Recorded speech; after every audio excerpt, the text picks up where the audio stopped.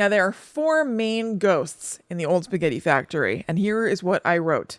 Linguini, Fusilli, Diddolini, and Lil Roundy. What? What was the third one? Diddolini's a thing. What is that? I don't know. Hello, welcome to Guide to the Unknown. I'm Kristen. And I'm her little brother, William. And this week we're heading up north for some Canadian scary stuff. That's right. We're going to be over in Toronto. Then we're going to fly west to Vancouver. That's right. We're hitting the 2 large cities on the opposite sides of Canada. It occurred to me, so we've done this several times and I really love it when we do this. We pick a place. Yeah. Right? And we do whatever we can to find like really fun, interesting stories from there. They might be ghost stories, they might be cryptids, they might be aliens, they could be anything. Right. But largely we've done the US. Yeah. A couple of places outside this country. Right. We did Ireland, Brazil. Yeah. And we've touched on Iceland. Yeah, that's right. But we've never done Canada before. No. And yet I feel like Canada is one of our big, I don't have the details in front of me or anything, but it's one of the big places where people listen to Guide to the Unknown. I know. Hello to our neighbors to the north. Hello, everybody. So we want to show some love Yeah. and see what kind of spooky stuff you got going on up there. Yeah. So I've got some stories out of Toronto, and Chrissy's got stuff out of Vancouver. Right. Yes. What do you want to do here? Do you want to go back and forth? I've got one thing that I think is going to be legitimately half the show. Okay, let's do that. Do you want to do that first? Yes. It's pretty Because then we'll wild. see where we're at. You know what I mean? Yeah, we can feel it out. Okay, right, time-wise and everything. So that means that I'm going to talk to you about a cryptid Okay. known as the tunnel monster of Cabbagetown. Cabbagetown. Cabbagetown. Do you want to know why There's it's a called? town I can live in called Cabbagetown? Sure, you actually might really belong. You want to know why it's called Cabbagetown? Why? So it is a neighborhood in central Toronto. Okay. Administratively, it is defined as part of the Cabbagetown South St. Jamestown neighborhood. It's got a bunch of old Victorian houses, and it's actually recognized as, quote, the largest continuous area of preserved Victorian housing in all of North America.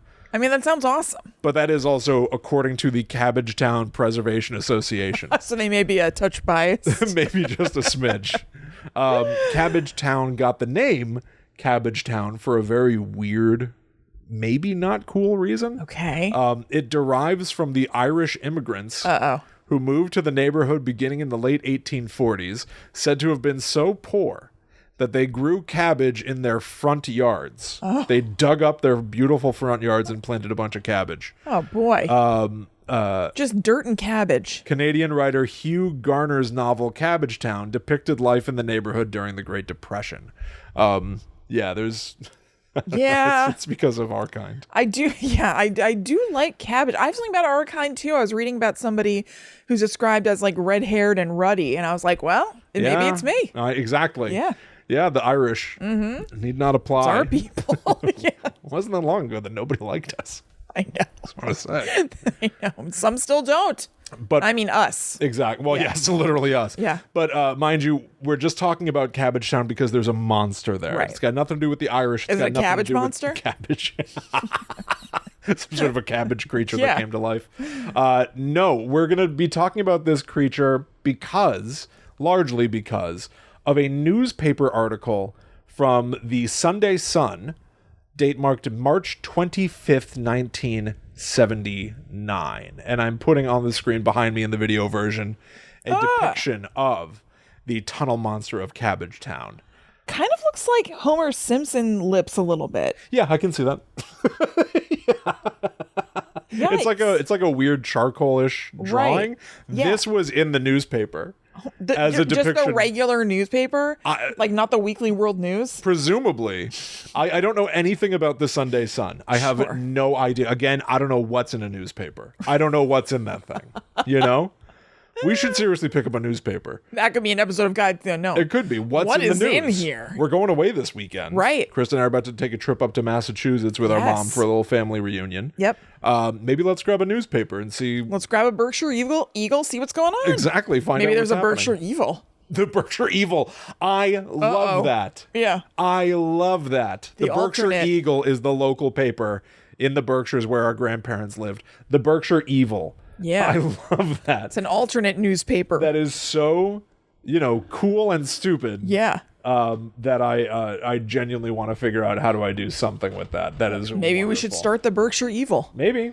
All right. There's a rumor of an evil in the Berkshires. The Berkshire Evil. The Berkshire. This is a tale of the Berkshire Evil.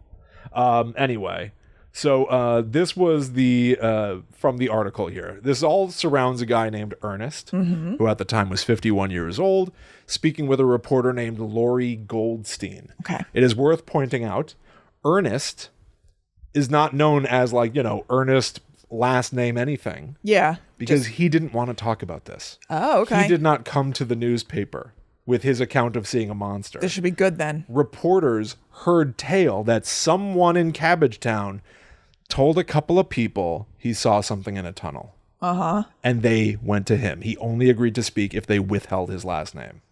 Why didn't they have him change his first name too? Why not go whole hog?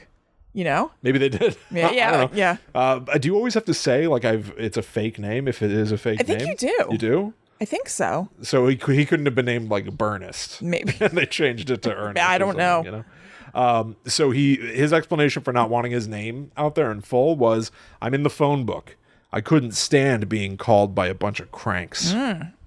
But this is something else he said. I wish you'd never come here.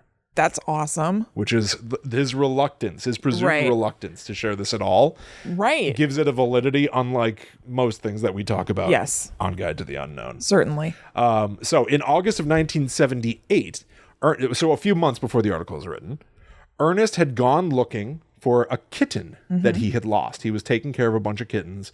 One of them got away. He was concerned for its safety. He went out to try to find them. In trying to search around for this little lost kitten, eventually he went, quote, crawling into a small cave underneath Parliament Street. Boy. So this is in Toronto, Parliament Street. Somehow there is just a crack in the pavement that lets you go underground. Believed perhaps to connect to the sewer system. It may have been a cause of erosion, almost like a sinkhole. There's just a void underground that he could get into. So he went down to try to find this cat. A noble thing to try to do. Yes, certainly. Right? Ernest says this. It was pitch black in there. I saw it with my flashlight. Ugh. The eyes were orange and red, slanted. It was long and thin, almost like a monkey. 3 feet long, large teeth weighing maybe 20 pounds. With slate gray Oh my fur. God, that had to be really skinny. 20 pounds. 20 pounds. So this thing, and again, I've got the footage. Yeah. There's a photo only. from the newspaper of this thing. So it had to have been really small. Right. You know? The picture that we have is a super grainy black and white thing that just looks basically like a thin dude. It looks like it's not impossible that he ran into another human down there. Right. But that they had just white eyes and kind of a Homer Simpson-ish mouth, as we said before. Yeah. But to be 20 pounds, I mean, it had to be stick thin. I know. Baby Zoe chopsticks for arms. Yeah, Baby Zoe is 28 pounds or something like that. So it's smaller, lighter than Zoe. Right. Although he said it was very long. He has hollow bones like a bird. Maybe, it has hollow bone syndrome. So not only did he see this thing, it spoke to him in a hissing voice. Once it locked eyes with him, it just went, go away, go away. That just made me feel a little scared. That's freaky. It's so weird, right? Yeah. Because in this guy's mind, he's just trying to do the right thing. You know? And he stumbled upon something that he wasn't expecting. He wasn't expecting it. He didn't want it. This guy's not a ghost hunter. He's not a cryptid hunter. He's not somebody that's doing this for the fame and glory. Again, he said to the news reporter, I wish you'd never come here. I don't want to talk about this. I don't want people to talk about me like I'm crazy or something like that. He didn't want this to happen. Ugh. He saw this. It was bad luck. Yeah. Being in the wrong place at the wrong time. Go away. Go away. And then it, quote, took off down a long side tunnel and disappeared. Now, I wrote took off because that's what they said, but it's not descriptive. And I want to know, does it walk on all fours? How? Does it run? It's just, I know. I feel like it must have run. Took off is kind of like a shot. Yeah. Like a bolt. Yeah. Right.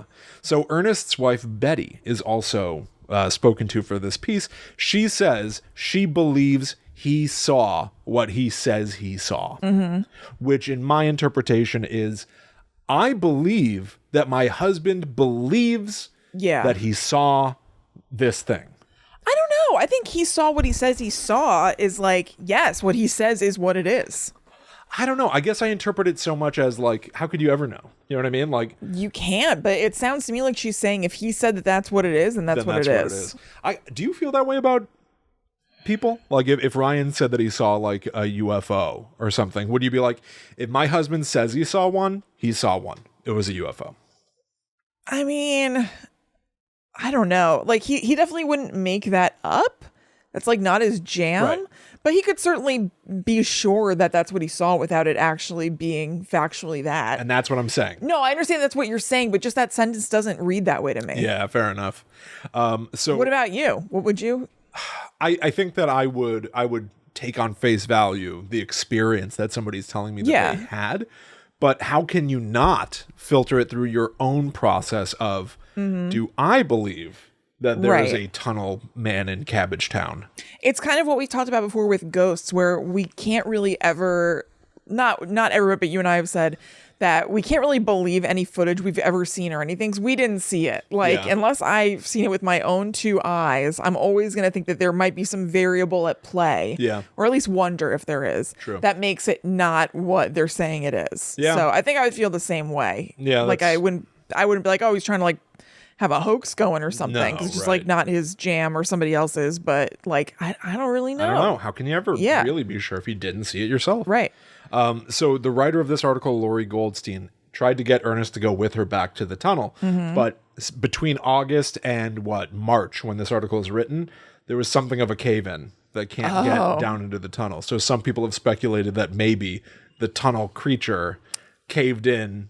Oh my God. So that people can't get to him, which is interesting. But so that means the tunnel creature read the newspaper or something. Well, no, it locked eyes with Ernest and said, go away, go away. Ah, that's true. Maybe it's like, how did he even get in here? I'll Yeah. make sure that nobody can come in that way. That's true. That's a good point. Who knows? Yeah. Oh man. If he's 20 pounds, how do you do that? I know. Yeah. Seems like that would take some strength. There's a lot of speculation about this Of thing. course. Ultimately, this is about how there's one article about this from 79. Yeah. Otherwise, no one's ever seen this thing again in any verifiable sense or anything. Again, I have no idea if the Sunday Sun is something that everybody picks up to get all of their news, or if it is like a good time, fun time newspaper. Let me give it a goog. Yeah, I have no idea. Lori Goldstein also spoke to some people who worked in the sewer system. So here's one. A longtime sewer worker told The Sun it was possible, although not probable, that the tunnel led into the sewers, meaning that this thing could be anywhere. Right. And here are other quotes. People who work on the surface just don't know what it's like down there. And I love the idea of anybody working in the sewers or something, referring to everybody else as people who work on the surface. Right. Yeah, there are surface dwellers, types. and then there are cavies. Yeah, cavies. Yeah. I love it. It's a whole different world. Who would have thought a few years ago that people would live in sewers? And yet, that's what they found in New York a few years back. Even in Toronto, we've occasionally had to pull mattresses from the chambers beneath the manhole covers. Yeah. And that is a thing. Yeah, of course it is. People do end up living in the sewer or in caves. Yeah, totally. And stuff They're like covered from the weather and things like that. By the way, so it seems like The Sun is a legit newspaper. Okay. And that, now that I think about it, I think the Sunday edition is where papers usually get a little bit more loose. Oh. You know what I mean? There's like the New York Times Sunday style section. It's seen as a little bit more frivolous, kind of. So Save it for the Sunday. Yeah, right. So they're playing around with that. Lori Goldstein, damn it, I want those pages by Thursday. Yeah. Now, this isn't good for a Thursday or Friday. Save it for the Sunday. Right. Put in Sunday. Great Caesar's ghost. This is outrageous. And here's what somebody else had to say. I don't know what he saw down there, but I'll tell you one thing. If we could get in there, I sure as hell wouldn't want to go down alone. Yeah. Great quotes. Yeah. From the people who work in the sewer in that area. That's awesome. And then I have this from Cryptids with a Z. Okay. .fandom.com. Okay. There's a whole page for this, the tunnel cabbage man. That's awesome. So, what's he called? The Toronto Tunnel Monster. Yeah. So, Cryptids pointed this out, and it's a little hard to get information on, but it was really, really interesting. They talk about a creature in Native American folklore known as the Mimi-guisi. The Mimi-guisi. The Mimi-guisi. Playing around with it. Just trying to find it. It's like jazz. Just trying to find things. I can't hear anybody say anything's like jazz anymore. I'm really sorry I did that to you. I can't hear it. It's like word jazz. Don't do it. The Mimi-guisi are small riverbank dwelling water spirits. Can't say anything right now. That's fine. They are generally benign creatures, but sometimes blow canoes astray. Oh my God, that's a big swing from benign to blowing a canoe. I know. It really is. Like, will he treat me nicely? Yeah. Or no, I'm going flying. Right. Or they'll steal things when they're not shown proper respect. In some Ojibwe traditions, the Mimi-guisi can only be seen by children and medicine people. In others, they can appear to anyone and may help humans who give them tobacco and other gifts. Okay. Now, what I thought was interesting about that is, so obviously for one thing there, they dwell on the riverbanks. And there's certainly a thing in Toronto and a lot of places, including here, a lot of buildings are built over like creeks. Yeah. And rivers and things like that. So under Toronto, are there like bodies of water? And in those tunnels, did Ernest come across a Mimi-guisi? Maybe. Who was living on an underground riverbank now. Maybe. And was getting mischievous. Maybe it had magical power to cave in the tunnel or something like that. Yeah, true. But the other thing they say here is usually they can only be seen by children and medicine people. And I'm like, well, Ernest, 51, isn't one of those. And a kid. But then he's caring for a kitten. Right? He sort of was going out of his way to try to make sure that a little creature was well cared for and safe. That doesn't make him a doctor. Right. But it does make him a caring person. Does medicine people have a different connotation for like First Nations though? Is that like it's a good question. You know what I mean? I don't know. So I kind of think it does. Yeah? I kind of think it's like a healer. Okay. Kind of thing. Well, I'm not sure. But you see what I'm saying? I still like what you're getting at. It's a loose connective thread, but like he was caring for something. Yeah. He was trying to heal that kitten, make sure that it was safe. It works for me. Let it grow up. Right. Rather than just be out on the streets and who knows what happens. Yeah. So most often the Mimi-guisi are described as being child-sized and hairy with a large head and a strange voice that sounds like the whine of a dragonfly. It's sounding like this might have been a Mimi-guisi. Child size too. Very and we were small. just talking about how, it's like lighter than Zoe. Yep. The Cree and Innu describe them as having narrow faces, and some Menominee storytellers have said that they have no noses. It is sometimes said that the Mimi-guisi were originally created from the bark of trees. Oh, that's cool. It's interesting, right? That's awesome. Mimi-guisi are said to carve symbols on rocks and sometimes carve small canoes for themselves out of stone. I just thought that was kind of cool. Yeah. But like this sweet. Folklore creature has, characteristics that they not only don't contradict what Ernest saw, you can make an extrapolation to make them line up perfectly. Yes, it certainly doesn't rule. It's not ruled out from being a Mimi-guisi. And it feels close enough in description that you can go like, my God, they're real, and he saw one. Yes. That's just kind of cool. Now, this also came from MaryAmSweets.com. You know how sometimes we find like a hotel chain or an apartment complex that just has supernatural stuff on it? Yes, like my favorite Irish folklore website, CelticRings.com. Yeah, exactly. I think it's CelticWeddingRings.com, actually. And it seemingly has no connection. Yes. And yet, here from MaryAmSweets.com. Is it candies? No. SUITES. Oh, sweet. Sweets. Like you live somewhere, not you suck on something. Rumor has it that a magnetic field anomaly in the area may be the cause of heightened paranormal activity. While this part of the legend has been tested and debunked, it's still fun to think that we're not alone. Yeah, absolutely. Now, I want to keep talking about tunnels for a quick second. Please. And we're going to get back to this. I love tunnel stuff. Yeah, we should just have an episode called Tunnel Stuff.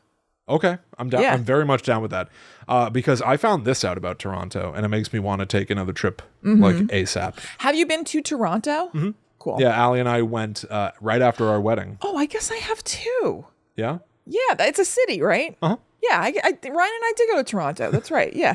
It's a city, this place, right? Big, tall skyscrapers and everything, right? Everything. The whole shebang. Yeah, we went, and it was the Toronto Film Festival was happening while we were there. It was really cool. Oh, cool. So I found out about a place or a thing, I guess, called The Path. Yeah. I did not know about this. According to the Guinness Book of World Records, it is the largest underground shopping complex in the world. Oh, yeah. 1,200 retail fronts, all underground. This thing connects 75 buildings, 6 subway stations, 3 major department stores, 9 hotels, the Hockey Hall of Fame. You can go underground and go shopping.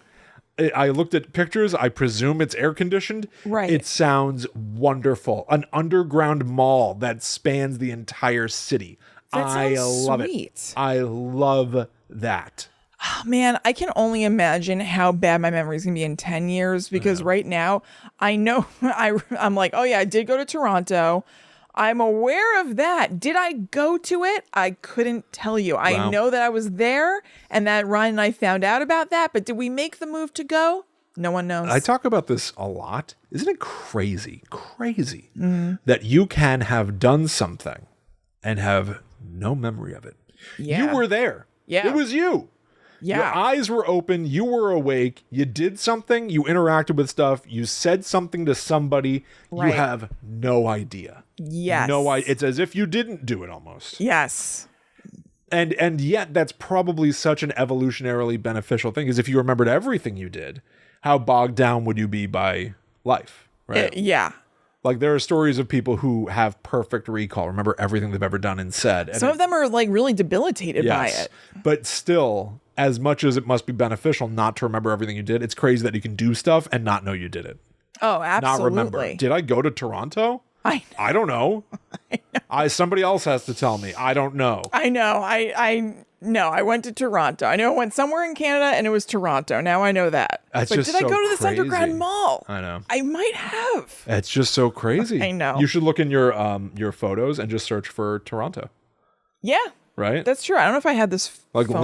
lean on technology. Yeah. Have your iPhone tell you if you've I don't been think to I have Toronto any or not. Canada pictures on my phone or anything, so I don't think it's going to do it, but I'll take a look. Yeah, you should just be able to search for a place. Really? Yeah. You don't know what you're doing. I can No. already tell you're Forget like it. tapping in weird places. I've never done that before. Hopeless. I think I had an Android phone when I got married, so I don't think I can pull any up myself. But like, you can just go into if you have an iPhone, you can pull up photos and then see how there's a search. Yeah. So I can just search for, say, San Francisco, right? Because I was just there. And it'll show me the place. And here are all the photos that I took when I was in San Francisco. Here's Zoe falling down on a hotel bed. Oh. Being very sweet. She All right, we got loved no it. results for Toronto. Okay, Kristen's never been there. No, I think I have. That's even weirder if you've never been to Toronto, but you think you have. No, I have. You can say so. I don't know.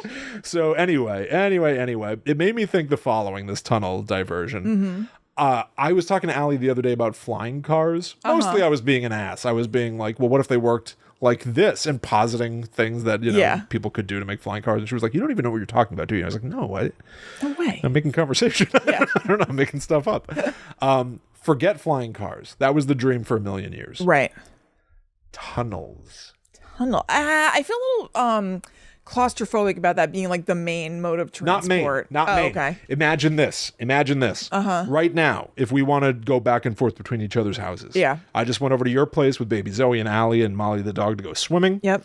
Instead of driving and sitting in traffic and all that crap, tunnel. I want a tunnel straight from this house to your house. No other diversions. Oh, that'd be awesome. That's it. Yeah, that'd be You just go. Yeah. Straight stop. How great would that be? I want a series of tunnels. Everybody. I would love it. Get on that. Yeah, I would take a series of tunnels for sure. Anyway, let's get back to this sort of tunnel creature. Yeah. This is going to feel like a diversion, but I assure you it's all sort of It's all part of the plan. tied in. So, in Toronto, it is also claimed that there is an alien base in Lake Ontario. Okay. When I first saw this, I thought that meant like a U.S. installation to study UFOs. No. It's the aliens' place. The aliens live in Lake Toronto Nice. or Lake Ontario, There have been a bunch of sightings of orbs and light, and people say they saw crafts and stuff. But all of these different articles that I saw all seem to be talking about one book. Okay. The book is called, maybe I don't have the name right now. Wait a minute. Oh, Underground Alien Bases. Okay. Written by Commander X. Oh. Yes. Commander X. Is it his base? I don't know. He's the alien. Sounds like it. Commander X is a former military intelligence operative whose other works include Time Travel, a how-to guide, Invisibility and Levitation, The Controllers, Cosmic Patriot Files, and Commander X Files. Oh. These all feel like things that would be written by the professor in Harry Potter 2. Oh, Gilderoy Lockhart. They all feel like Gilderoy Lockhart books. Yeah, you're right. Time Travel, a how-to guide. There is a claim. So anyway, multiple people point to this book. Anyway, I own it now. I own the book. Okay. I bought it. It was $5. It is bizarre. And the second that I bought it and put it in my Kindle library, I realized that I share a Kindle library with Al. And I just started thinking what? How much crap have I bought for this show? Yeah, right. Just weird books written by weird people. Yep. Buying stuff out of spite sometimes. It's just. Oh yeah, that one the guy. Brown. What the hell was that called? He challenged me. Yes, the Brown House. Whatever. Shit. Captain Brown. Yeah, Captain Brown. Captain Brown challenged me one time. Some guy who was associated with a haunted Airbnb. Or it was a guy who said that his house was haunted, and then Demon of Brownsville Road. Demon of Brownsville Road. In the midst of the story, he kind of tells on himself for being, I think, kind of misogynistic or something. Yeah, and it wasn't nice. No, it wasn't nice. And I talked a ton of shit on him in the episode. And it turns out that he had some sort of Google alert or something. So he found the video and called us rank amateurs. Amateur. Yeah. So I bought the book out of spite. Started trying to read it. Right. Snoozer. Yeah. Bad review. Anyway, so I own this other book now, this Commander X book. Yeah. It's just an embarrassing Kindle library, So here we go. There appears to be one chapter in the book on the topic. Canadian saucer bases. The book is impossible to read. Most of the reviews on Amazon are this book is terrible. Yeah. Not because of the content of the book, but because I don't know how Kindle books are made. Mm-hmm. A lot of people in the reviews go it's scanned improperly. Oh. So entire paragraphs seem to be missing. Sentences drop out. They're just not there. Oh boy. So it's almost like somebody transcribed the book. Commander and X isn't familiar with the customs of this world. That's true. I guess not. So here's stuff from the book. Quote, you'll find any number of UFO bases scattered throughout Canada, though some of them may be located in the wilds from what we hear. There are grays right under Toronto. If you're looking for proof, my suggestion would be to take a summer vacation and camp out a couple of hours each night on the banks of Lake Ontario. Some pretty wild things have been seen from both the Canadian and American sides. The UFOs seen here are pretty much always the same.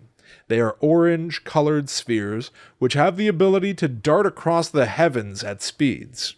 Nice. While other times hover silently like diamonds in the evening sky. This is very poetic. Poetic and also maybe just bad descriptions. Yeah, what does that actually look like? What does that mean? And then it says this. If written word for word what it says in the book that I bought, if they're base on Lake Ontario, I'll eat my Green Beret. Oh my God.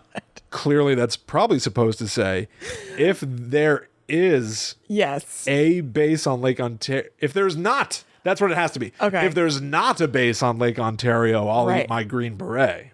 Right? That makes it seem like they put it through some sort of software that just swaps words, and they swapped Green Beret for hat. Oh no! I'll eat my assume, hat. I assume it's like Commander X would wear a green beret, like in the military or something. Yeah. You're right. You know, I don't think it was a synonym for a hat. You know what? I came across Commander X often has something on his mind when he wears a hat. Right. When he wears his green beret. Yeah. But yeah, it clearly it reversed the meaning of the sentence. If they're based on Lake Ontario, I'll eat my hat. It seems to say there's not one. Yeah. But his entire thing is there is one. I'm going to go ahead and say it's self-published. And then it says they claim to have photos. It describes photos. Mm-hmm. They're not in the book. Okay. That I can see. All right. I think if you were to buy Were they print classified? version, So they're forced? yeah, they were classified from me because clearly nobody bothered to figure out how to print this book correctly. There is a review that I have that says when they ordered the print version of the book, it was all loose paper with a cardboard cover with a printing of the cover design on it. Wow. Yeah. Wow. Something was going on. Something's going on, all right. So those photos are not in the book, even though the book on Kindle still describes photos. And then it says this: taken on various occasions, the lights in the sky, which are definitely they zigzag. You know, Okay. Yep. About from one position to another in the heavens. Always the heavens. Always the heavens. Yeah. Now, to your point, maybe that's a synonym thing. Maybe they were like, we can't keep saying in the sky. Yeah, we'll start saying in the heavens. Call it the heavens. Loftier. More psychological. Babe.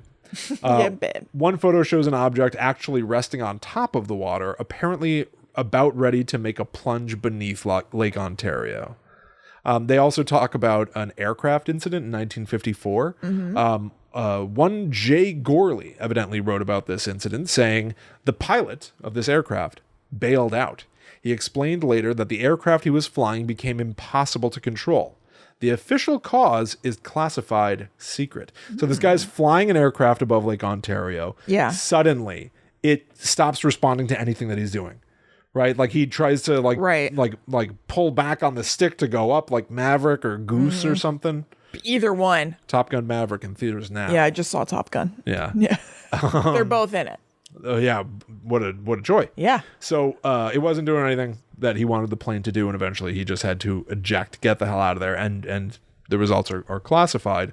But Jay Gorley adds, I have seen this secret file. Oh. So not so secret. Right. It says the scientists who studied the case could not determine what caused the jet to become unmanageable. And again, we've discussed this infrequently. The idea of top secret information, right, or classified secret. Yeah. I think they don't want to publish that they just don't know.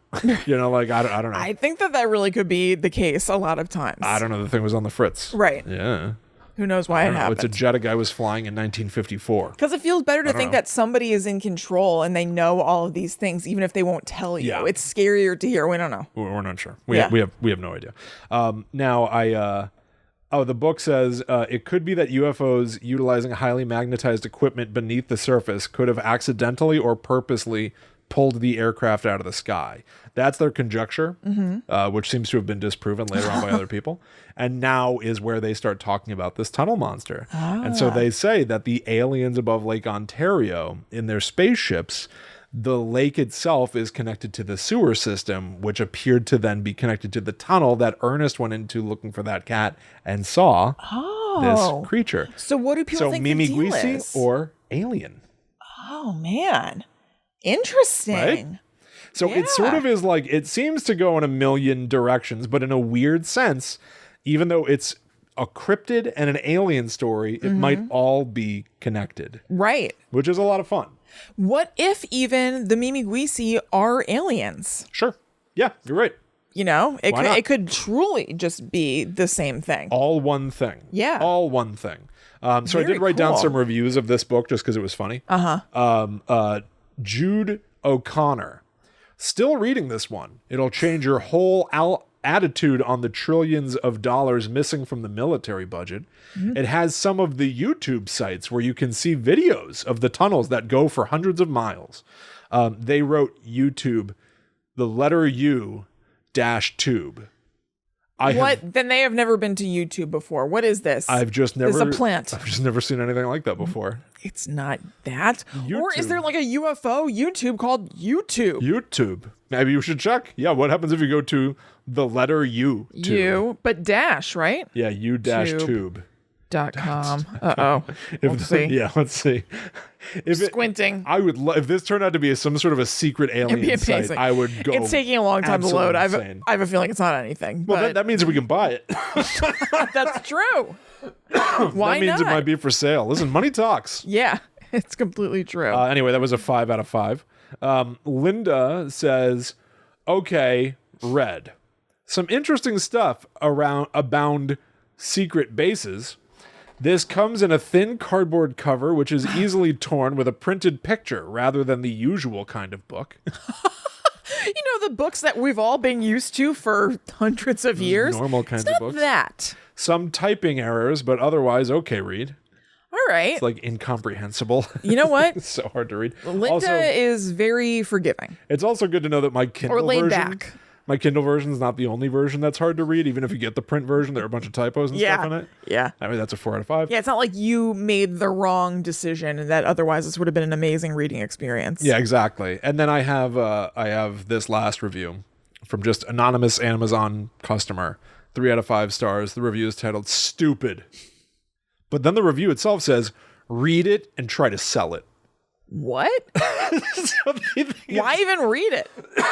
Why do anything? If you think it's so stupid. You think it's They're stupid. saying buy it, read it, and then try to sell it. It's not. It's worth reading. It's not worth keeping on your shelf. Try to sell it. You might not. You may not be able to. But definitely read it and then see if you can sell it. What a weird decision to take your time to do that. It should say try to read it because it's incomprehensible. Yes. And sell it. Yeah. At best. But why would you tell people that this stupid thing that you don't like, they should buy? Wackadoodly. The whole thing is wackadoodly. Anyway, yeah. So that's the story of the Cabbagetown Tunnel Monster. That's awesome. It has an awesome name. I know. It's a really cool thing. That really is scary. It might be just that the voice you did is scary. Go you did now. You did a good job. Well, it's also saying something weird. Yeah. You know? Go now? Go now. God, it's like it understands English to a degree and knows how to string words together to get a desired result, but it's not quite right.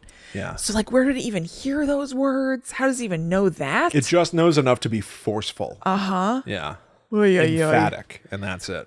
God. Yeah. Well, before we bounce on over to Vancouver, we would like to encourage you to bounce on over to patreon.com/GTTUpod.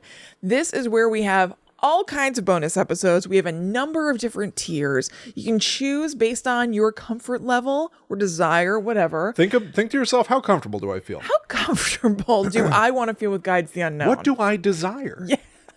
If you desire a weekly bonus episode, that's available to you. If you desire bi-weekly bonus episodes, that's available. And if you desire a bonus episode every 4 weeks, that is also something that you can do.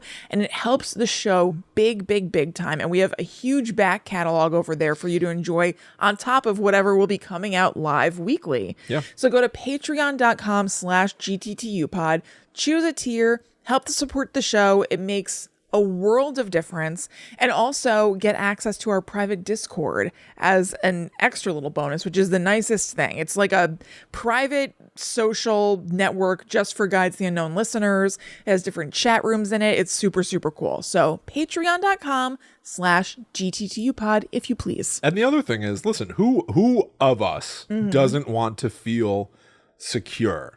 Yeah. Who doesn't want to feel loved and heard and complete in their essence? What we're selling to you, it's not shows, right?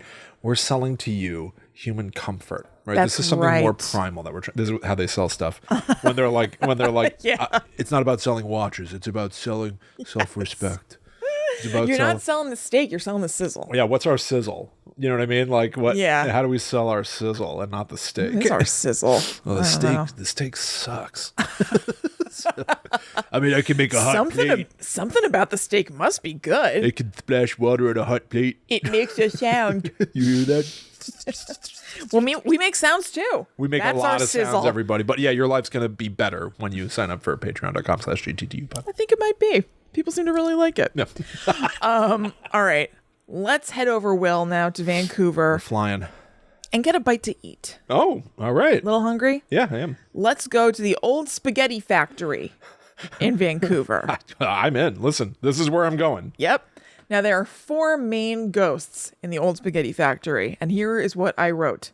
Linguini, Fusilli, Diddolini, and Lil Roundy. What? What was the third one? Diddolini's a thing. What is that? I don't know. It's a pasta. I've never heard of that in my life. I think that it is like a little teeny weeny tube that's cut really little. What was the fourth one you said? Lil Roundy. Now, what's that? That's whatever goes into Italian wedding soup. Is that right? What do you mean? Do they call those little roundies? No, Okay. I don't know what that's called. I don't know. You insisted the third one was real, but you made up the fourth No, one. Diddolini It's is... completely reasonable for me to think that 2 of the 4 were fake You when thought one of the 4 is fake. Yeah, but the others sound like Italian words, and you thought Lil Roundy? I've never heard of Diddolini, though, and you said it was real. So I don't know. Maybe little roundies are real. What are those called? Oh, no. That's why I called it that. Little roundies. Yeah. So there are really 4 ghosts, but I was just having a bit of fun.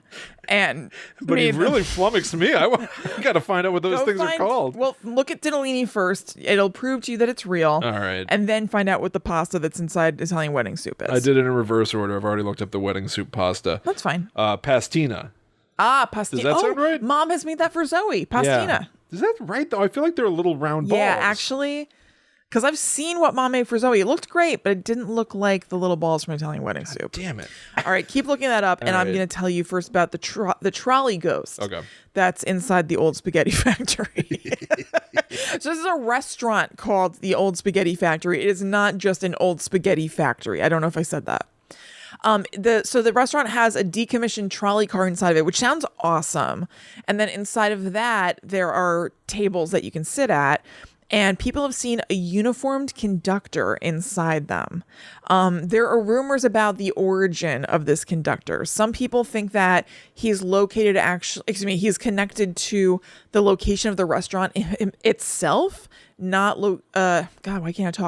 connected to the trolley, because they say that there was a rail line running underneath the restaurant and that maybe he was a conductor on that rail line, but that seems to be false. I guess it's a rumor that there were rail lines underneath the city or something and that it's not true. So it's more likely that he is somehow attached to the trolley itself, which was somewhere else an operational trolley and was moved to the old spaghetti factory for its decorative appeal. And so because the trolley was installed when the restaurant started, there's no before and after where you can be like, but we always saw that uniform guy before the trolley even came here. So he's totally connected to the restaurant. So people, don't know for sure, but it seems like the ghost came with the trolley. That's a nice idea anyway. Yeah, it's cool. Right, I like the idea of having like an artifact. Granted, a large artifact. Yeah. But like a big thing that is the focal point for the spirit. Yes. And it's just, I'm about the thing that's in this space. Yeah. Therefore, I haunt the space too. Yeah, I mean, that just happens to be around the thing that I haunt. So whatever. Right. So people have seen his apparition. Like I said, he's like wearing conductor's uniform and doing the whole thing.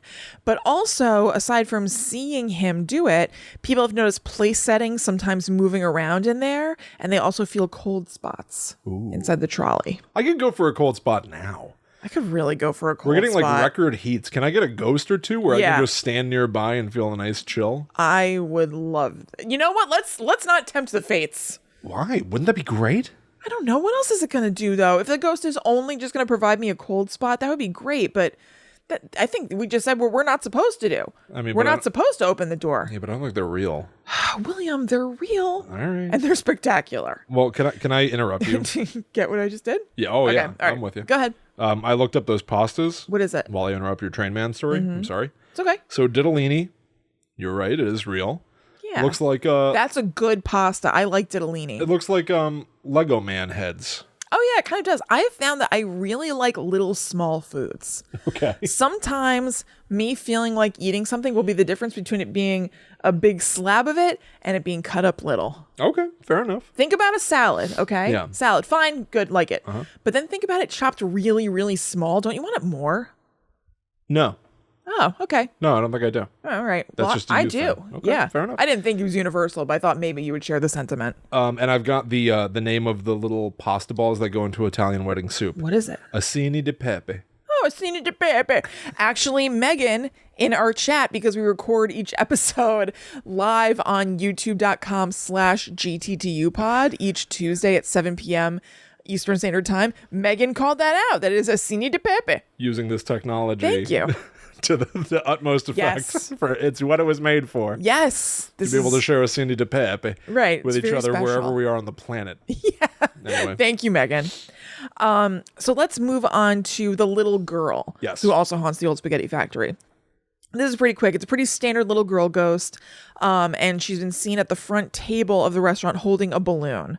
One time, the manager's friend had a conversation with the little girl because they thought it was just a regular little girl. Oh. And was like, hey, what are you doing? What's going on? And the little girl said, I'm neither here nor there. I'm in the in-between. Oh, that's nice. Where's your mommy? Well, the little girl said that she was looking for her mom. Oh. So then the manager's friend went to go find the manager so they could Yeah. figure this out. And when they got back, the little girl was gone. Couldn't Gotta she have just, it. Couldn't she have just found her mom in that time and left? No. Why does that mean that was a ghost? Couldn't No. that have just been a kid with a balloon? No, it was a ghost. All right. Wouldn't you think that everything you ever see is a ghost? If like you had a conversation with If they disappear. a total stranger and they left when you weren't looking? What the hell? Who cares? Maybe the whole world is filled with ghosts. I bet it is. Maybe anybody who I encountered that I don't see again was a ghost. You just reminded me of something that I got to start writing things in a notebook again. I had an idea that I thought was so cool. Do I say it here? Yeah, I'm not gonna. Who knows? If you use it, just credit me. There's so cool. There's a software I think might be helpful for you and anybody out there. It's free. It's not a sponsored thing. It's called Notion. Okay. And you can use it like a notebook and like divide sections and stuff. And it's pretty helpful. So maybe start using Notion. It's like OneNote though. Like I use that all the time. All the time. Yeah, I guess so. And I've also been literally carrying a notebook with me for weeks. Yeah. Kristen, I've written nothing in it. It's empty. I don't think you like to write. I don't think. I've carried it with me every day for weeks in the hopes that I'll become a notebook person again. I think ditch it. You know, just know that you're better digitally or whatever. But anyway, I guess, go yeah. ahead. So anyway, I had this thought. Sometime last year, we went to the city, and I spent a couple of hours in Times Square writing. I wanted to go to a weird place. I wanted to specifically be in an unusual setting to write and like have it affect what I'm doing. And as I was sitting there, I was looking around at Times Square, which is an insane place. Yes. And thinking about how, man, packed New York City is, and especially Times Square, because you've got a mix of everything. You got people that are there to work, you've got people that are there on break, you've got people that are just walking from one place to another, and you've got all these tourists. And I just started thinking, if ghosts are real, and I don't think they are, Right. who's to say that a bunch of the people here are not ghosts? I'm not following each one of their individual lives. Yeah, you don't know if they just like dissolved into vapor once they were out of eyeshot. Exactly. Who knows? And then I Yeah. specifically started looking at one of the street performers who was dressed up like the Statue of Liberty. Yep. But clearly under the green, like toga type thing and the stool they're on or whatever.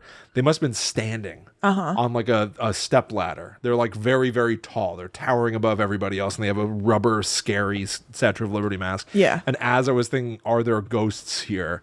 It turned and looked at me. And I was so thinking, scary. that's even scarier. Yeah. The idea that it's one of the performers who you're almost, as somebody goes to the city enough, you're almost trained to not even see. Yes. You look through them. Yes. You don't see completely. them. You treat them like they are a ghost. How scary.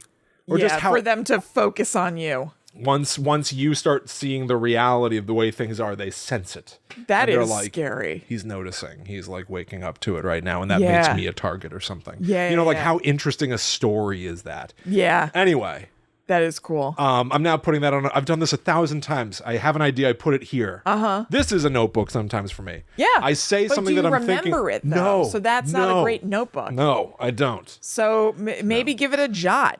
Bethany Watson of An Yeah. Acquired Taste said something that was very affirming to me queen. one time. She said that there are multiple times that I've said something on the show that I'm like, this would be a good idea. And she's like, every time you say that, it's a really good idea. Yeah. And I agree. Yeah. Like, I care about the story I just told you.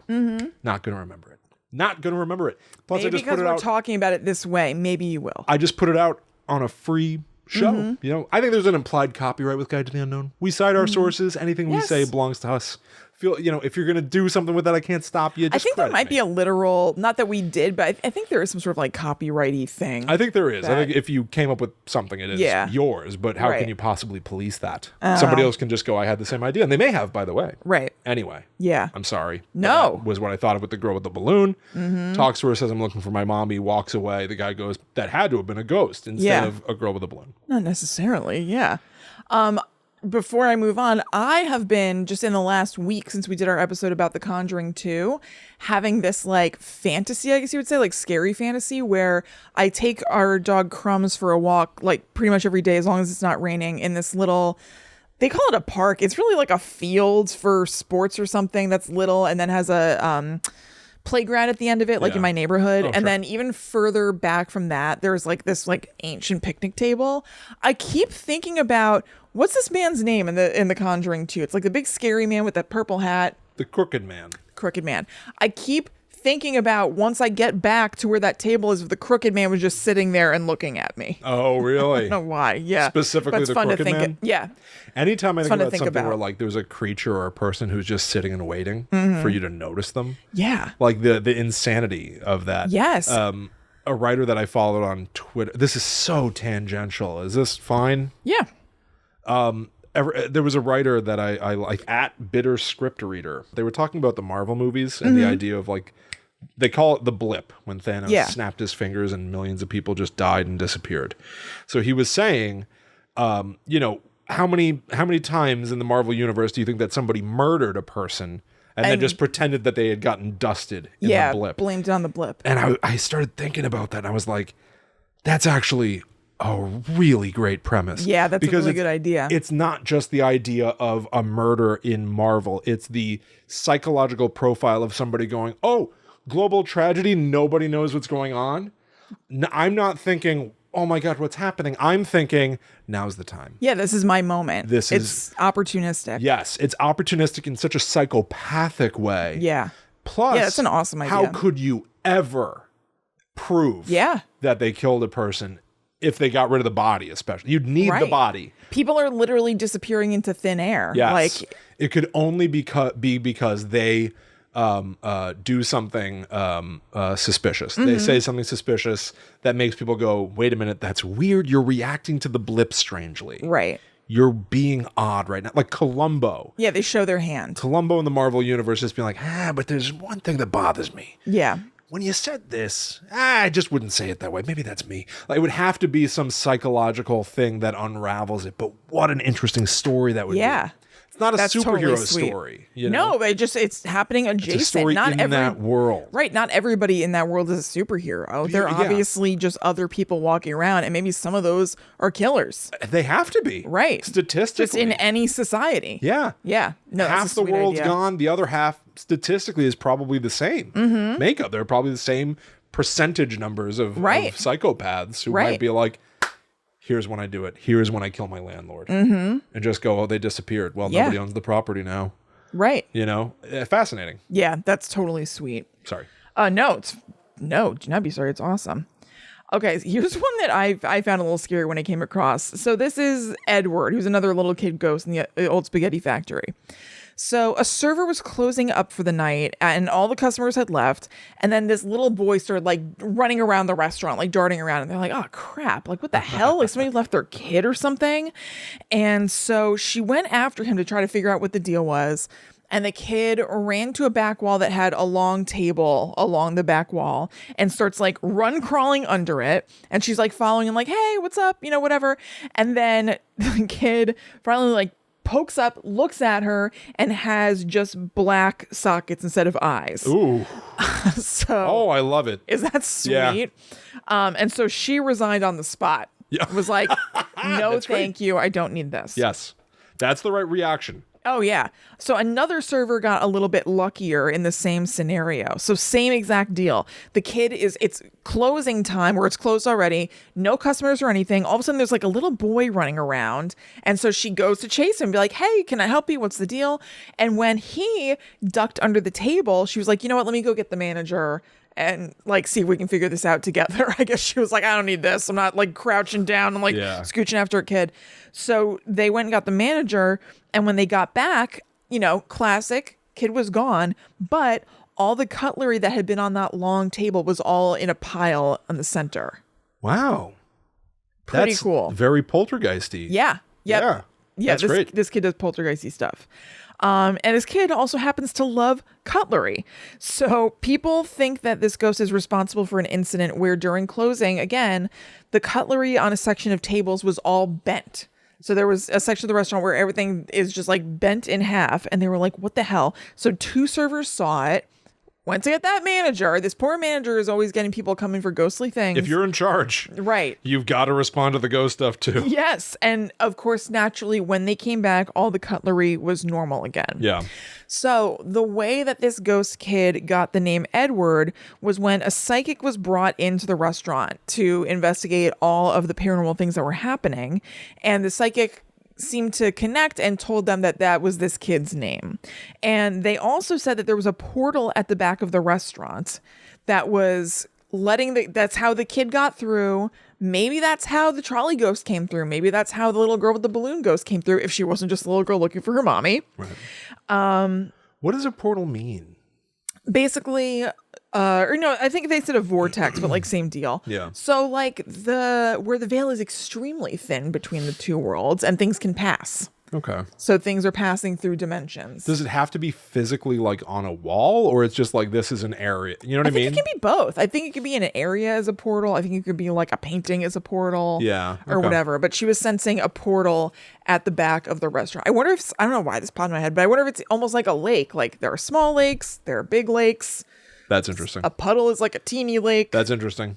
Yeah. You know, so maybe portals or I keep saying that. I think it's a vortex. Can be the same sort of thing. Okay. I guess they're almost the same word anyway. And she also said that some of the historical decorations that had been donated to the restaurant had spirits attached to them. So maybe not all of this like pranky stuff was Edward or the little girl ghost or the trolley ghost. There could be ghosts that we don't even know about, really. Sure. That are just attached to other things in the restaurant. It's like a Zach Bagans haunted museum, but a restaurant. Yeah. You know? Yeah, kind of. Yeah, I mean, there's so many artifacts in there that are so haunted. Just packed in. Yeah, it seems like the old spaghetti factory is a real thing. I went to look at the TripAdvisor reviews, hoping that somebody would say, like, I had a haunted incident there. But people were just like, this place is supposed to be haunted, but the chili fries are great. Yeah. You know, or whatever. I had a spooky Asuni de Pepe. Yeah, the Asuni de Pepe is so good, it's scary. My diddlini was haunted. Yeah. Ugh. All right. Here's the last one. And this is the person who I said I feel I share some physical characteristics with.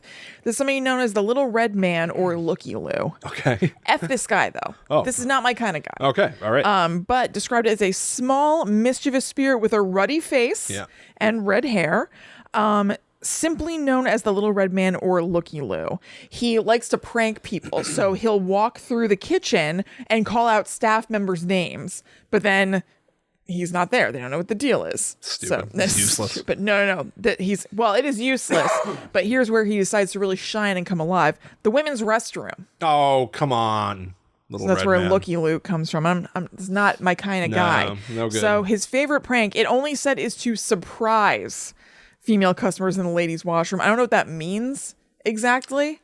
Maybe give a little tug on the skirt, little bang on the stall door. Probably more like that. Yeah, I would think. Go ahead. I saw a thing the other day. Some people refer to just like other people in real life as NPCs. Yeah. Meaning non-player characters. It's screwed up. It is screwed up. Yeah. I joked about it once like a few years ago, and now I'm like, ooh, the way that people are using this now, I'm like, I don't like this. It's so egotistical to be like, I'm the main character and nobody else is real. Right. It's probably useful in some like applications psychologically or Maybe, something. But, right, but I guess I'm all things thinking being a like, spectrum if you take it too far. yeah, and I'm thinking about like, shitty people online saying that. I'm sure that whatever. So I saw some TikToks of somebody in the text on the screen says, just messing with the NPCs. And it's like somebody walks into like a mall and just goes like, Dep! And everybody turns to look and be like, who the hell just did that? That's like, your main character energy? I know. It's just like the uselessness of and the egotism and the misplaced search for validity of just making anything. Right. No matter how lowbrow or dopey. Right. It's just so bizarre. Was it an adult? Oh, I don't know. I hope it was like a 14-year-old. I have no idea. Oy, oy, oy. So they did spot him at one point in the ladies' room. That's how we got his description. Two ladies saw a small man leave one of the cubicles dressed in a red shirt and red long johns. Oh, what? I know. First of all, long johns span the whole body. So it's like a Winnie the Pooh red shirt, but still red long johns underneath it? I guess so. Why are you doing this? See, this guy's depravity knows no bounds. And all that red with a ruddy face. Right, look. It's quite a sight. I enjoy the color red. Do I care to wear it? Kristen, not really. Could this be Santa Claus? Think about his cherry red cheeks. On that meme of the lady with the numbers. It's all coming together. Well, more than anything, it could be one of Santa Claus's... Wait a second. What? I was about to say it could be one of... Sorry. What is this? Oh, it's your an notebook. Empty notebook. So I was going to say it could be one of Santa Claus's elves, maybe, because he's supposed to be so small. Yeah. But then I just remembered, Santa Claus is proven to be a redhead in Santa Claus is Coming to Town starring Mickey Rooney. You're right. Young Santa. So I think this might be Coming Child to CBS. Santa. Yeah. Child Santa. Oh, well, I guess Santa went through some things, learned some lessons, and that's how he turned into the altruistic man that we know him as today. Because this behavior is not Santa-like. Not at all. By a long stretch. Not at all. So, to these women's surprise, nobody else saw this unmistakable man leave the washroom. And one of the women tried taking a picture of the ghost, but it came out all blurry, so it didn't work. Damn. No one knows who the hell this little guy is until we just figured it out. Right. They don't know why he's haunting the restaurant, but the source that I used for this, which was the excellent website ghostsofvancouver.com, says, one thing's for certain, however, he's a devilish little fellow. I couldn't agree more. Accurate. Yes. One thing's for certain. He sucks. Yeah. And I said, I don't think this is somebody who was ever human. I don't think this is the ghost of a human. This is some sort of like trickster demon. Yeah. I think. Up to no good. Similar to like how the ghosts in Ghostbusters are like, I don't know what that is. Like, what is Slimer? Is that, is that a guy? Right. You know? The intro for like the proposed sequel had him be a guy. It but did have him be a guy. But like, all right, the Muncher. Yes. Muncher from Ghostbusters Afterlife. Who who's are got like these guys? 6 hands and he's eating. He's wrapped around and eating a fire hydrant. But that used to be someone's like math teacher. Yeah, right. What is this? Is this a ghost? I know. No, it must be some sort of otherworldly entity creature. busters. Yes. Anything busters. Yeah, they're different species from different dimensions. Supernatural busters. That's what they are. Exactly. Sometimes demons, gods, whatever. Who knows? But like, what is Little Roundy or whatever? Little Roundy was the pasta inside the Italian wedding soup. This is Looky Loo or Little Red. Little Red. Sorry, Little Roundy, Little Red. Also known as Santa Claus. Oh God. I think you nailed it well. Wow. Well, we've spanned Canada. We have. We've been east and west. Will you permit me to read you something? No. Really? How Can long I just is read it? you 2 paragraphs? 2 paragraphs. It says it's a 4-minute read. That's what it says. I'm not going to read the whole thing. It's not in William time. Yeah, but I'm not going to read the whole thing. All right, go ahead. You're going to want to hear it. Okay. I think it's going to make you happy.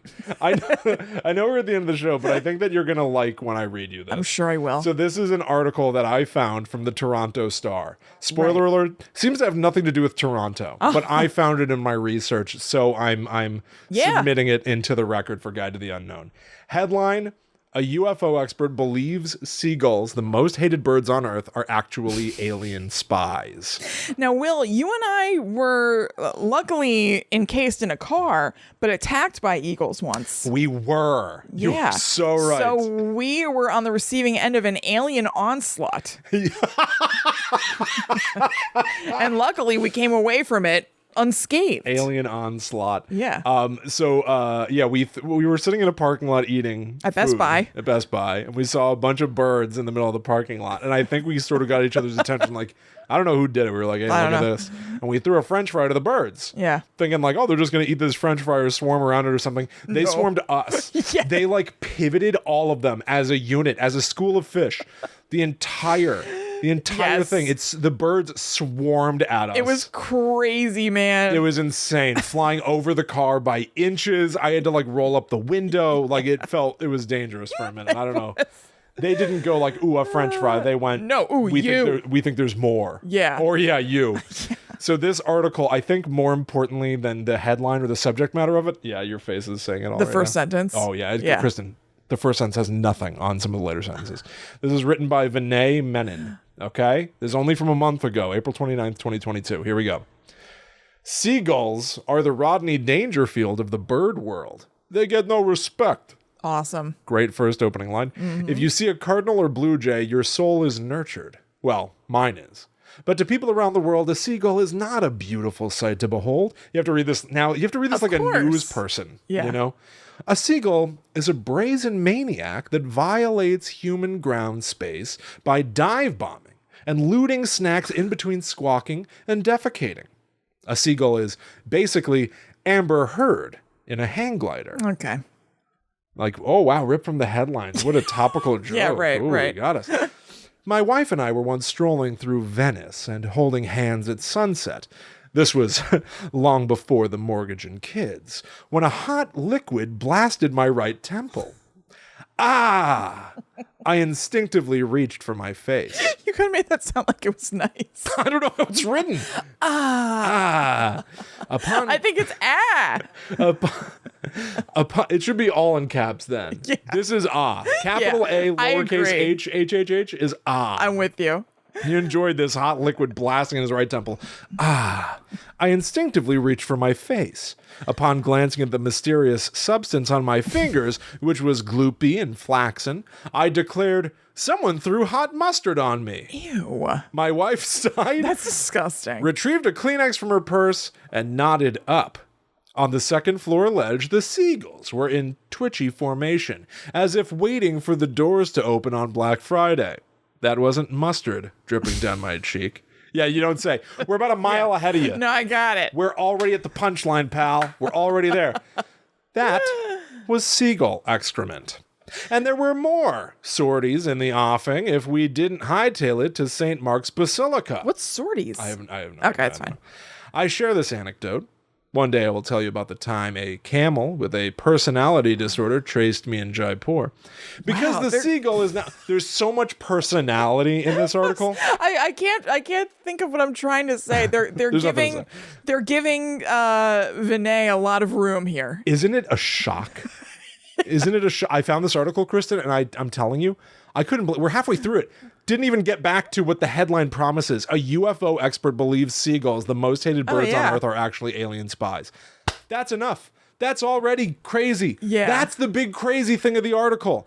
You'd think. It's not. It's that Vinay thought that seagull shit was hot mustard. He's got a Rodney Dangerfield joke in Yeah. here. He throws Amber Heard under the bus. This guy is busy. This is packed. Anyway, so look at this. We have to keep scrolling. All right. Oh my God. You ever read a headline and think, I'm sorry, what? That's what I thought on Friday after reading this story. Like, it's all a character. We're not like in this guy's home as he's reading. Yes. The UK's Mirror. Seagulls could be alien spies sent to watch us, UFO expert claims. So now I realize this article that we're reading is a reaction to another article. Right. So we're a podcast reacting to an article, reacting to an article. Look, aren't we all just reacting to each other all the time? So here's the only meat and potato section. Well, there are some other foods here. Yeah, that's true. But here's what the article is ostensibly about. An expert named Nick Pope, who, quote, worked as a government advisor on alien issues, said this: if aliens want to hack into and control a living organism or construct a drone that's a perfect mimic, it would be best to choose something ordinary and ubiquitous, like a seagull. Something you wouldn't normally pay much attention to, perhaps. But all the time, it would be spying on us, recording everything, and sending information about us back to the alien home world. Okay. A little bit different from saying seagulls are UFOs. Yes. A little bit different from saying seagulls are alien spies. It's not a terrible theory, you know? Is it ludicrous? Yeah, but I mean, as long as we're going down this train of thought, you know. If we're talking about a guy who's a self-proclaimed UFO expert, he's going to say some wacky stuff. Right. But it's so weird how people are so quick to even further. Yeah. It's already loony. Yeah, why do you have to turn it up? You have to. Vinay Menon really turned it up to 11. Yeah. By being like, all right, he's saying that seagulls are. UFO expert believes seagulls, the most hated birds on Earth, are actually alien spies. No, he doesn't. No, he didn't say that. Yeah. But you, Vinay Menon, talked a lot about getting hit in the face with mustard that didn't turn out to be mustard. And then your wife nudged you to look up, and you said that the seagulls that pooped on you were acting like they were about to enter a place for Black Friday. Like birds are just sitting on walls looking. Right. Looking for targets and just being like, that one. That one. Here we go, boys. Here we go. Yeah. How did it hit him in the temple? That, I know. I just let it go, but what angle must this have been at? How did it hit him in the temple? Was he like turned to the side? Is he lying down? How could this be? I don't know how this happened. I don't like describing poop as flaxen. Yeah, I don't like it. And again, because it's news, this is from the Toronto Star. I don't know. I don't know. But here's why I'm reading this to all of you. One, this came up in my research. I mean, it's in the entertainment section. It's in the entertainment. True. And it's an opinion article. It's not presented. It's not like on the front of the news or anything. But it's just, I don't know. We got to get news. It was a crazy thing to come across. We got to get news under control. We gotta. This is too much. This is crazy. Yeah, it's in the appropriate section, at least. Half the article is about the guy getting shit on. I know, but maybe Vinay Menon is like a huge star for the Toronto Star, and people love this. You know? Do you think so? I don't know. There are 19 comments. That's nothing to sniff at. Love this. Got a good chuckle today. All right, see, people are liking it. Amber Heard in a hang glider. OMG, I'm forwarding this to Johnny Depp's lawyers. All right. Where I live, we treasure seagulls. Says Norman. Okay. All right. Bringing it down for a little bit, but birds aren't real, says Jonathan. Okay. People are into it. They're enjoying. I guess it's. I don't know. Listen, I guess we're sort of doing comedy in our paranormal stuff. Maybe I'm being too harsh, but I guess it's surprising to come across while you're researching. It was a paranormal surprise. Stuff. That's what I'm saying. It was a bit of a surprise, and I just wasn't expecting. Wasn't expecting to be reading an article where somebody says they felt like they got hit in the face with mustard, and it turned out to be bird poop, and they're like willingly writing that about themselves. Right. You know what I mean? Like, no, it's strange. Take the time. Like, I don't know. It's just wild. That was like his way into the story is to be like, well, what do seagulls mean to me? Well, one pooped on me once. Right. You know, like, it's just like weird. I know how to back into the headline. I think this is what the people want from Vinay, though. Maybe. This must be his style. How do we get that kind of gig then? We can write stuff like that.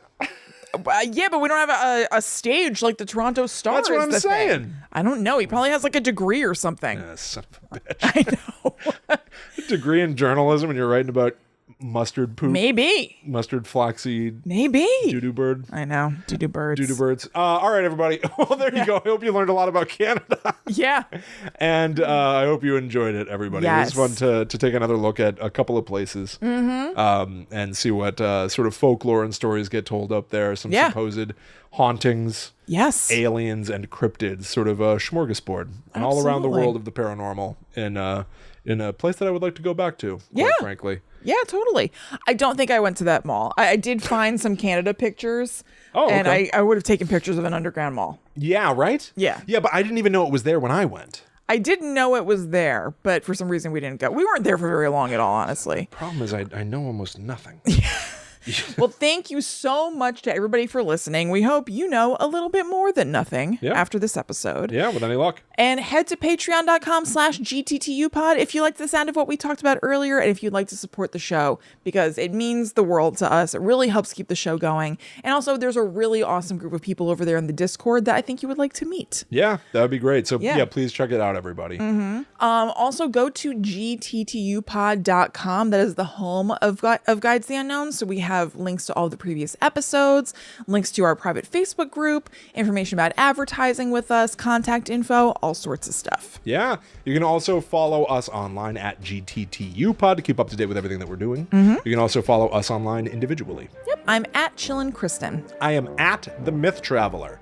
So we will see you next week for more weird, scary stories. Yeah. We're going to share them here. Have a good time doing it.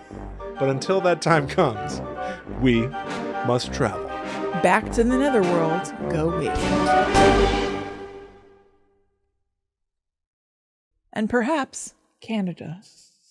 Perhaps. Perhaps. I would like to go to Canada again. Yeah, totally. I had fun there. Yeah, I liked Canada. I got a little bit sick before a massage there once. Look at that. Look at me. Did you feel better after the massage or anything? I took like the fastest shower. You know when you feel sick and you just feel gross? Yes. Allie and I had a couple. I actually felt like that yesterday. I think I ate too wide a variety of foods yesterday while you guys were over. I was just like sampling a million things. I didn't feel so Is good. that a thing? If you just eat too many different kinds of foods? I don't know, but my tummy didn't feel great. And like my tummy's usually fine. But Doc, my tummy is usually fine. That's so weird.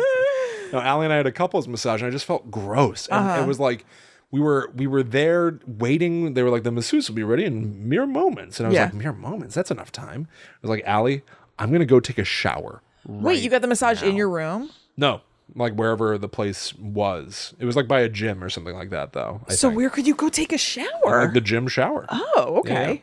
Yeah. And then when we got the massage, first of all, it's a very self-conscious thing to me. To get a massage? I both like it, and also I'm just like, it's like a stranger. Yeah. I don't know. So they push too hard because they think, oh, this is a big guy or something like that, and I'm very sensitive. I think they push hard a lot. I actually don't think that's a big guy specific thing. I have sometimes, for a long time, I would just not say a damn word because I felt too self-conscious. I'd be like, it's good. But I definitely have had to be like, can you make the pressure a little lighter? Yeah, I want this to be nice. I think some people want to get like bang for their buck by getting like a hard massage or something. I don't know. I don't want to be tenderized. No. So then at one point, they were like, okay, give me your hand. Like they sort of like whispered. Your hand? Yeah, my hand. And I outstretched my hand and they put my hand in something. Oh yeah. And all I could picture, right, you told me this. All I could picture was like a big rolled up tortilla filled with molten cheese, like burning hot. I can't believe they did that without explanation. My God. That's so weird. It was like they just got a Hot Pocket out of the microwave and shoved my whole hand in it without warning me at all. That's so crazy. I'm sitting there like a psychopath, not making a sound, forcing my face so to be, you know awkward. when American Psycho peels that mask, he's like, I'm simply not there. That's how I am through that little face hole, in the massage thing. As I'm like, my skin is burning in this molten cheese pot, and I simply won't react. I won't give them the satisfaction. Oh my God. I won't reveal that I don't understand their ways. Right. It was torture. And then they asked me for my other hand, and I was like, I knew what was coming that time, yet I did not betray any emotion. No, it feels not that like anybody's peeking through the hole from the underside. How weird would that be? So how is it? There was this woman. I think I've told you this before. I was gonna say you're not gonna believe this, but I think you know about it. There was this woman who used to come to the salon that I worked in. She wasn't my client, and she was so high maintenance and annoying. She would come with like every once in a while, like a ton of papers with dates and times of the appointments that she wanted, hand it to Sarah, my best friend who worked the front desk. Sarah would have to fill them in. There would inevitably be a conflict. The lady be pissed. She was like not nice and really weird. And then she was like Professor Umbridge because she also would wear these like little frilly socks. Oh, it's so annoying. It was so strange. And I don't know how I came across this information. Obviously, the woman said it. I don't know if I heard her or if her stylist told me. She got massages every week, and she had them bloop a little Hershey's kiss into her mouth through the hole. What the hell? I forgot about this. That's a level of luxury. Hedonism. And, yeah, a bridge too far. Oh my God. like that meme of what the hell's this guy's name? Who's the Green Goblin? Where he's like, I'm a bit of a scientist myself. Willem Dafoe? Yeah. I could be called a bit of a hedonist myself. I like the good things. I would never do that. That's insane. In the midst of my massage. And also putting it on somebody else. They have to find your lips. They have to find her lips. And you know that she's going like a horse, you know, when it, like they use like a horse in a carrot. Those things are just wiggling. Like, got it. And then they suck it in. Like, just like, holy shit. And like the idea of her, you know, her eyes widen a little bit when she sees a fingertip with a Hershey on it rising. She gets ready. Oh my God. Oh my God. So horrible. It's so awful. It's so awful. It's so pretentious. Oh, and be like, she was... ooh, in the middle of my massage. And also, this is happening weekly. God. What the hell? This one was such a nightmare. What a nightmare. Oh my God. That makes me that's think. so horrible. Oh God. Did she have to bring the Hershey's? Did she like, must. I don't know. I don't know. And the other thing that's kind of strange, we talked about this on a Patreon episode where we're talking about chocolates and stuff. Hershey's not really like, you know, it's fine. Everybody has their taste, but it's not like the finest chocolate. No, yeah. So why isn't it like a Ghirardelli? Right. So you would think if somebody's so fancy that they're doing this, it would be some fancier chocolate than a Hershey. A Lind truffle. Oh my God. And it reminds me a little of, I told you this too recently, but I started going to Pilates classes for my back. Yeah. And you like lie back on this like this moving thing that you like move back and forth, you know, with your strength. And with all your strength. With all of your strength. And there was this lady in my class, I'd never seen her before nor since, who we were doing something where you're lying on your back and you have one of your legs up and you're holding this like ring and you're supposed to move your leg inside the ring but don't touch the edges, like operation or whatever. Okay. So it's like muscle control or something. The lady had already been saying like weird stuff during class. It was completely not my experience in these classes at all. It was usually silent. And for this she went, "Can we do it with the tongue too?" And the instructor was like, you must have more coordination than me if you can do that. And so I was thinking, I can't see this lady at all. Thank God, because we're all lying down. The instructor walking around is looking at everybody to make sure that, you know, everything's okay. She must have seen some shit. Oh, yeah. This lady's on her back, moving her leg up and also being like, nah. What the hell? And it's her job to keep cool. Yeah. Yeah. A little too comfortable in public. People, man, I'm telling you, I don't get it. I couldn't believe she was doing that, and she was also making like moaning noises because it was like a stretchy kind of class. She also called the instructor a Karen at one point because she forgot a move, which doesn't even make sense for calling somebody a Karen, which is dumb anyway. No, just out of I was time. just like, what the hell? Out of time, out of place, way too comfortable. It was crazy. Man, if I felt an eighth as comfortable. I can't imagine, but thank God. That's too much.